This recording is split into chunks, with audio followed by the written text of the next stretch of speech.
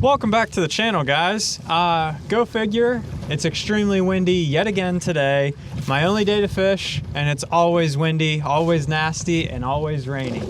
But that doesn't mean we aren't gonna try and catch us any today. We got water temperatures between 52 and 54 degrees. And we're gonna talk about one of my favorite ways to catch spring bass.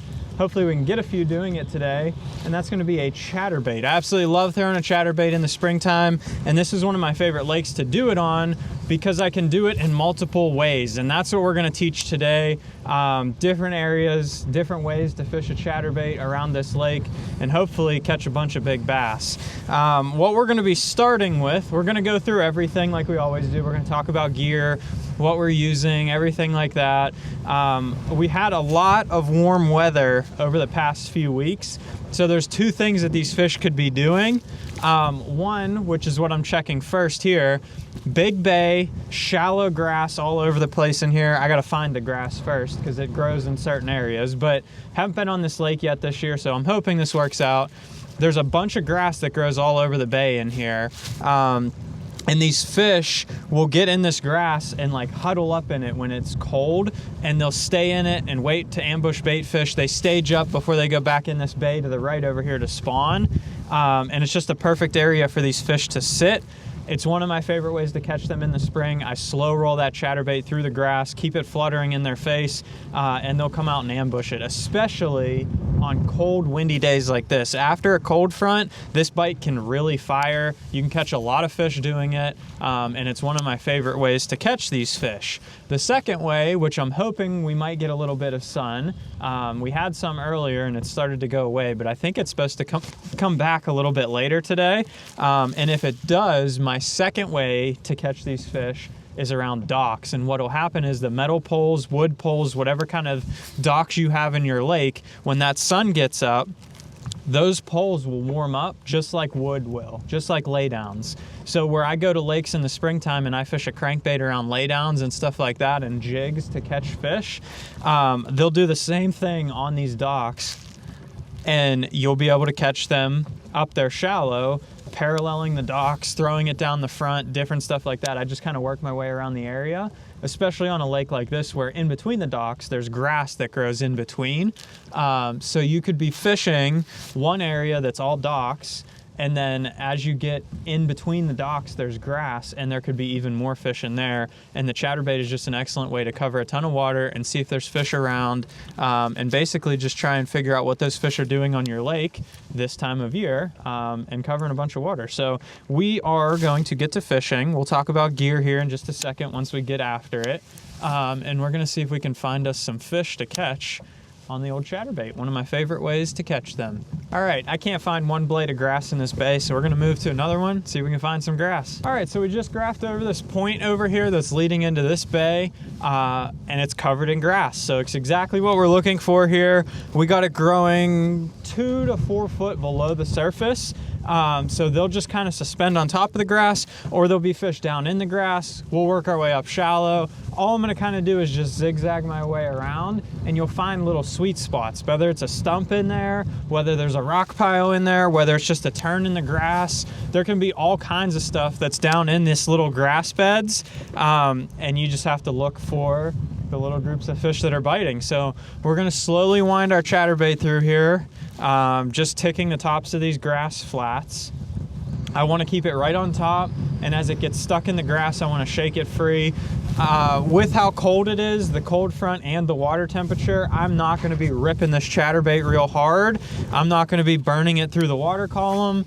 I'm going to be trying to fish this as slow as I can, keeping it in the grass and gently fluttering it through. They're very weedless. If you have the right gear, you can work it through very nice and soft, and that's going to get you more reaction bites on colder days. Once you get up in that like mid 50 and plus range, you can start snapping that chatterbait like that and getting reaction bites. But when it's colder like this, I really like to slow it down. So we'll run through gear real fast while we're cranking through this grass flat and see if we catch one.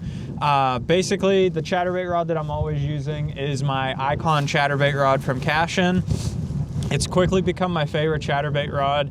I've fished with a lot of different chatterbait rods trying to find the right one. And it's really important to have the right chatterbait rod because that's going to give you your best success rate of hooking fish and landing fish. So this rod here is a moderate fast action, but it's like a medium heavy to heavy power. It has a pretty stiff backbone.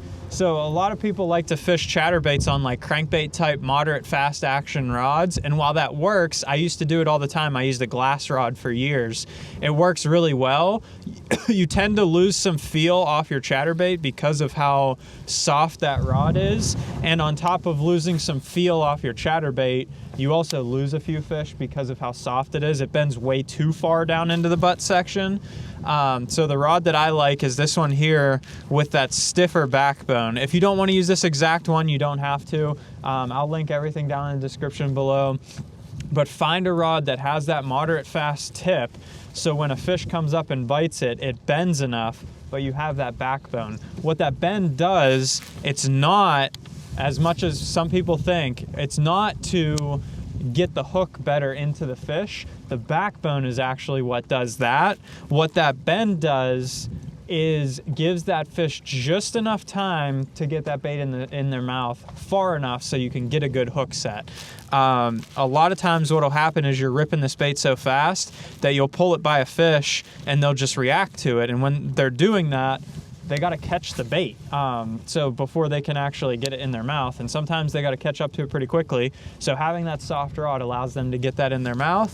And then I use a Shimano Curado MGL 7:1 gear ratio. I have it so that I can reel it slow like this and just gently have that chatterbait blade turning, or I can burn it and cover some water if I need to. It allows me to do a little bit of both. Maybe post-spawn we'll do a chatterbait video showing you how to get a really cool reaction bite. I learned how to do last year on the Potomac River.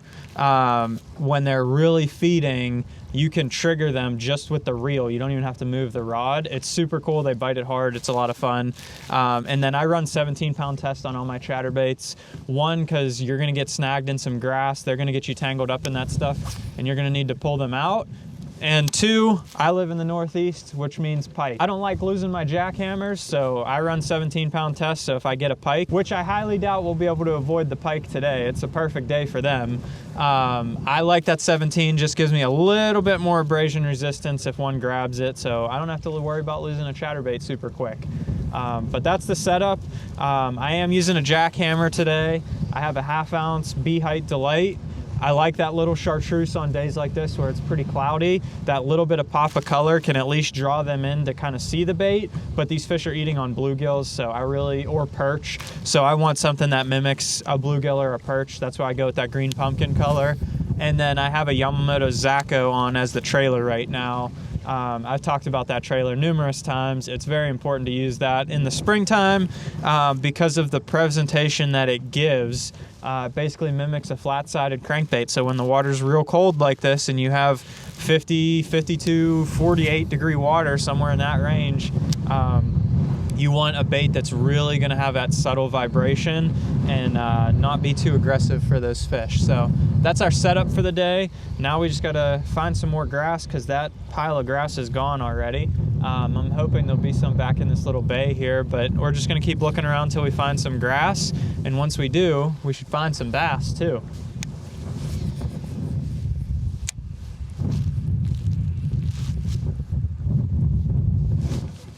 Oh my gosh, are you kidding me? Got him that time though. Got him that time. This does not feel like a bass. That's because it's not a bass. Oh my gosh. He came back and got it a second time, that's for sure. Ugh. That's a beast of a pike. Oh, it's a muskie. It's a muskie. That's kind of cool. Oh, he broke me. He took my jackhammer.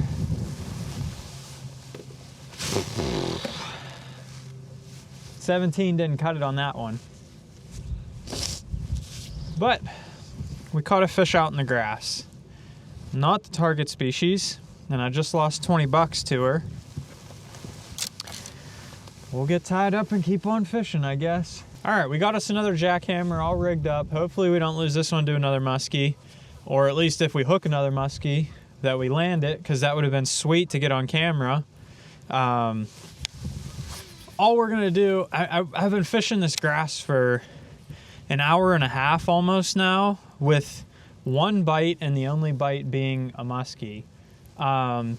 Most of the time it's not a good sign if the fish really aren't biting that well, but having been on this lake enough, I also know that a lot of times these fish will be shallow up on these docks and use them instead, especially in the springtime.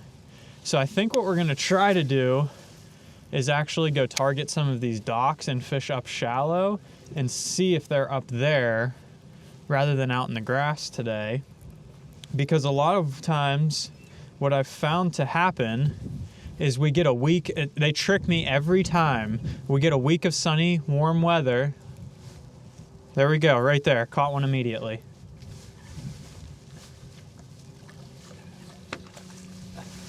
And that's not a muskie.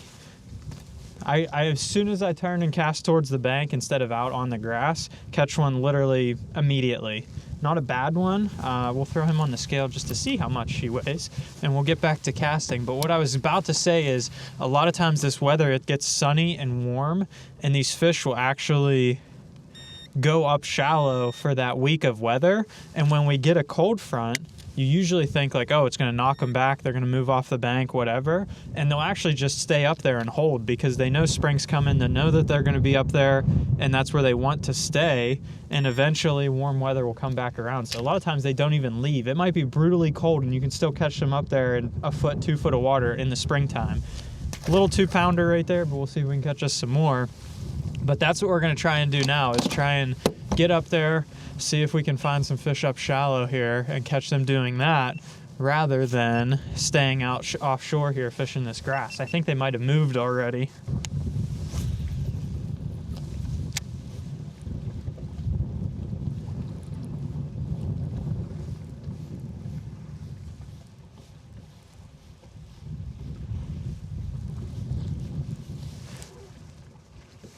That's not a bass. There's no way that's a bass. Oh my gosh. Did I catch a second muskie? I did. Caught 2 muskies. I think it's a muskie. It might be a pike. Oh. There's no stopping this fish. Okay. Calm down, buddy. I haven't even seen him yet. I just saw the tail and that was it. Got that one. Oh my gosh. Look at that fish.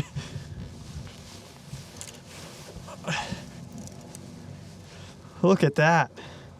Giant muskie. Giant for a bass fisherman. I know this isn't a big muskie by any means, but it's a sweet catch. Get one quick picture with her on the big camera here. Pike and muskie love chatterbaits too.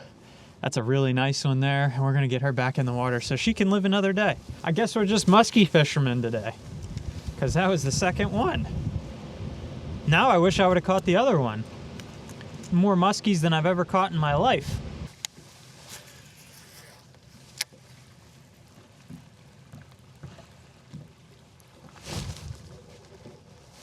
There's one.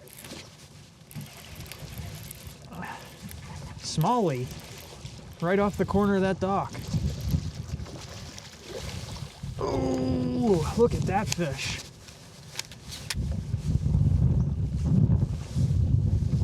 There we go. Annihilated that thing. Sitting right up there on the corner of that dock. As soon as I pulled it off that pole, that's why I brought him in like that. He fell off as soon as he touched the carpet. Alrighty. Well, I should have titled this video the easiest way to catch muskie in the spring, but it is also one of the easiest ways to catch largemouth and smallmouth. Fish the grass, fish the docks. I caught a smallie on the docks, I caught a largemouth out in the grass. They can mix it up however. It's just a great way to cover a ton of water in your lake, figure out where those fish are sitting, catch some big ones just like that.